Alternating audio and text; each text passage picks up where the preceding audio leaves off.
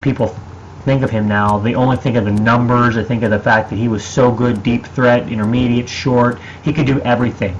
He literally was the best. He's the best receiver Peyton Manning ever played with or will have ever played with. It doesn't matter how good Demaryius Thomas turns out. And he's just so prolific with the way he stacked up his numbers, and the fact he does have a Super Bowl ring, the fact that he was key in several big games in his career. I think that merits him this year's Hall of Fame spot in his first year induction. So we've got 1, 2, 4 guys so far. I predict Bettis, Brooks, DeBartolo Jr., and Marvin Harrison get inducted. The next 6 guys, there's a couple that are impressive, but a bunch that really aren't. Like, I'm just going to leave a couple of these out. John Lynch had a great NFL career. Let's not underscore what he did.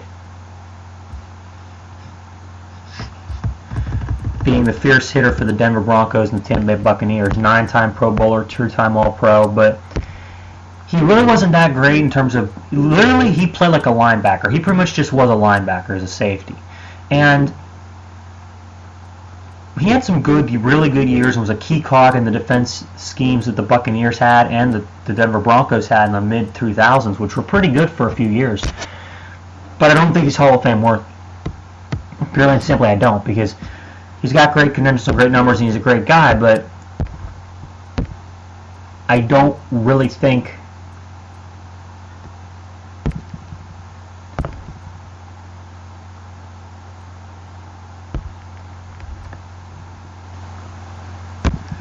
that he measures up with, say,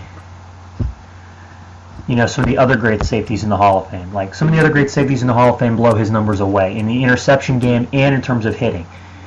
Like, he's pretty much a tier lower version of Ronnie Lott. Hits hard, doesn't intercept quite as well, but you kind of get what I'm saying. He's a step down from Ronnie Lott, but pretty similar players. I don't think he'll go. As much as I love what Andre Reed did in his NFL career, I don't think he makes it because his numbers are not as impressive by today's standards. His career average was 4 receptions for 56 yards a game, and he averaged a touchdown once every 3 games.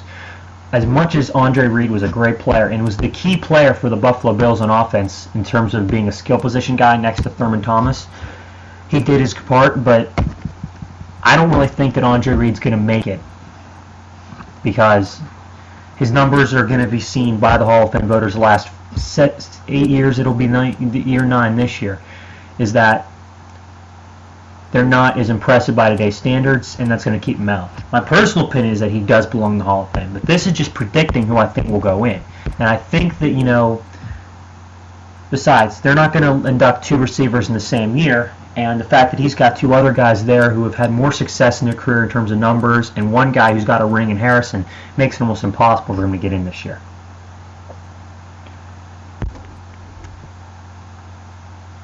It's kind of funny though, because in 2008 Art Monk finally went in. I mean, you look at Art Monk's numbers, they're not much more impressive. 4 receptions, 57 yards a game.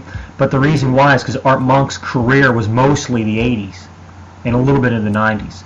And his numbers in the 80s would have been impressive by today's standards. 90 catches, 1,200 yards. You look at what Andre Reed did. I mean,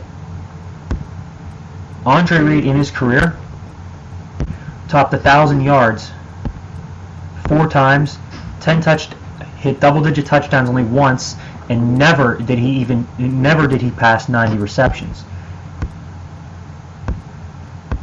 If you look what Art Monk did, Art Monk hit at least 90 receptions twice, 5 seasons of over 1,000.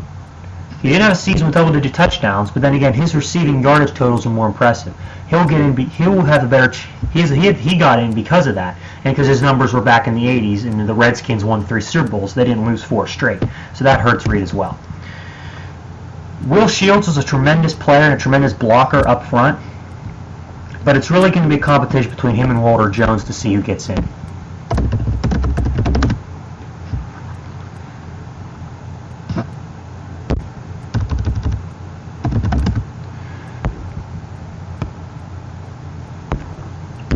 Shields, 12-time Pro Bowler, 2-time All-Pro with the Chiefs. He was the driving force behind the incredible Chiefs offensive lines. He started 220. He played in 224 straight games. Was impressive. Then you got Walter Jones,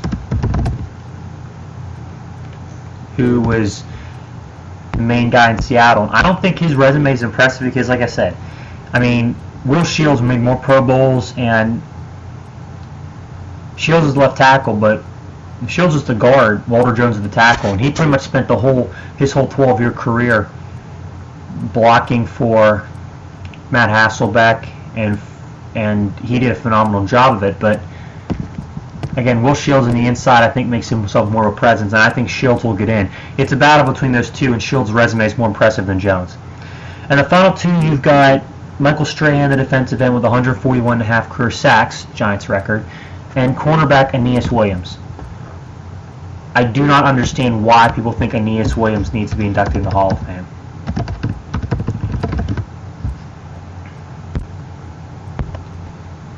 Yes, he made 8 Pro Bowls, and he had some really good years, but he played for the Cardinals.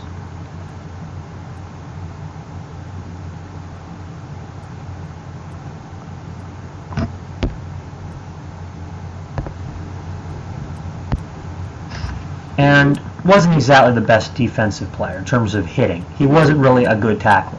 If you got in his area, he wasn't really going to try to hit you. He wasn't that great a hitter. But other corners, like in today's game with Sherman, and other historical good hitting corners like Mel Blount and Willie Brown, no, he's not going to get in. And he's not going to beat out other guys like in this draft. Like, he's not going to beat out guys that probably won't get in, like Green and Haley and Jones and Brown. No. Michael Strahan deserves to get in. I would like to firstly take this moment to blast Warren Sapp.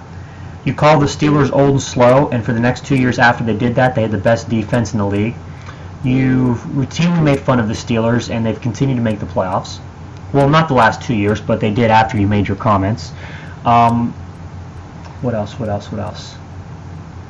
You had 3 or 4 really good years in your career, and the rest of your career you were average. Michael Strahan, in my opinion, was the better player because he was the better pass rusher. Simple as that. Your job as a defensive lineman is to stop the run and get to the quarterback. Michael Strahan did those better than you. So, to round up my Hall of Fame class, I predict that Jerome Bettis, Derek Brooks, Eddie DeBartolo Jr., Marvin Harrison, Will Shields, and Michael Strahan will go in.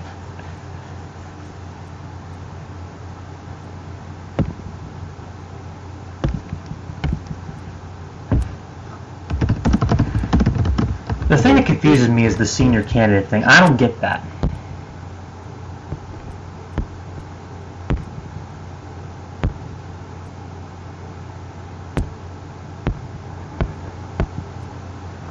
No, wait, with the senior candidate, only 5 guys can enter.